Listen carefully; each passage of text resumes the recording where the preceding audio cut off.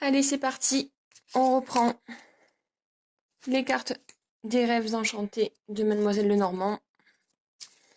Hop. C'est vraiment celle que je maîtrise le mieux.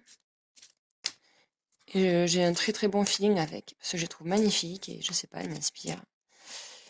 Quand on s'habitue à utiliser un certain jeu de cartes, certains oracles, certains tarots, on a plus de, comment dire, de ressenti en fait. On fait vraiment qu'un avec les cartes et ce sont les nôtres, voilà, c'est notre jeu, voilà. On se ressent de plus en plus dedans. Alors, donc là, on va penser à une situation sentimentale. Donc, je bats les cartes. Hop, hop.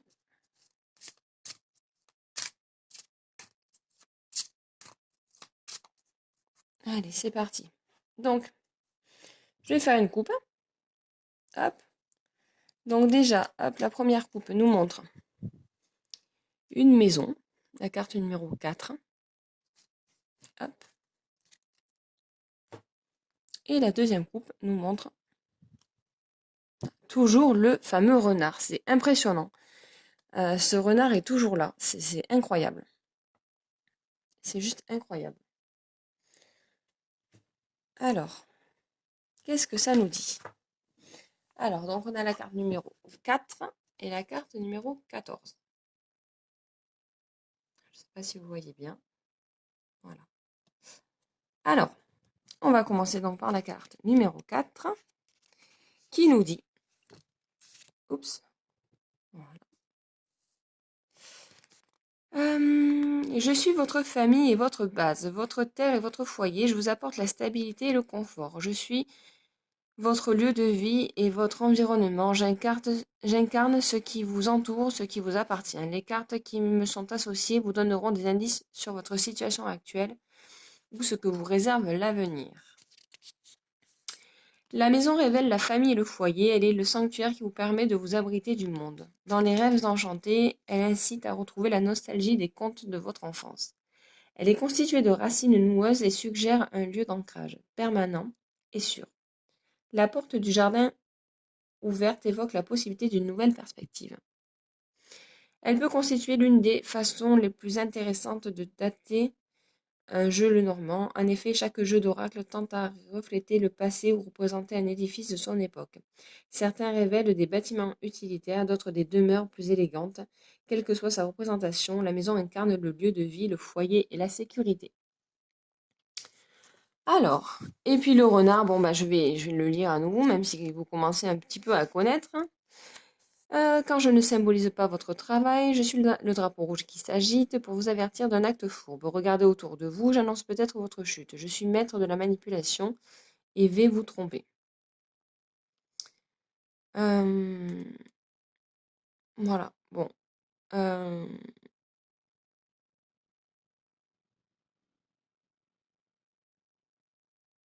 c'est la carte trompeuse du jeu et sa présence signifie la ruse et le complot pour le meilleur ou pour le pire en fonction de sa position. Bon, alors, pour moi, ça voudrait dire que peut-être... comment interpréter ça sans trop m'impliquer, juste en ayant des ressentis. Alors, si vous comptez acheter une maison, attention, je pense que c'est une mise en garde. Vous méfiez.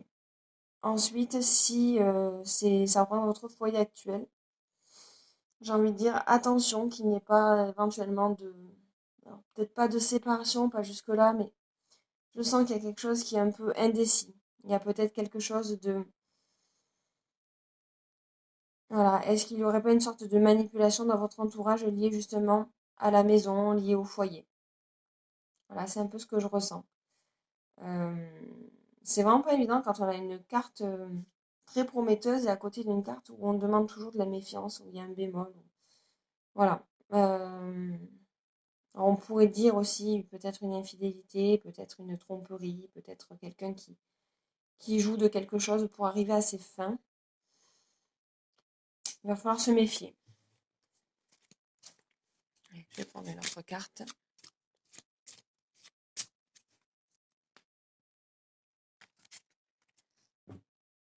Hop. Allez, on va partir là. Bon, on a la souris, hein. La souris, c'est jamais très bon. Donc ça confirme bien ce que je disais. Attention, méfiance. Vraiment méfiance. Voilà. Je pense qu'on ne vous dit pas tout. Il y a peut-être quelque chose qui est caché, dissimulé.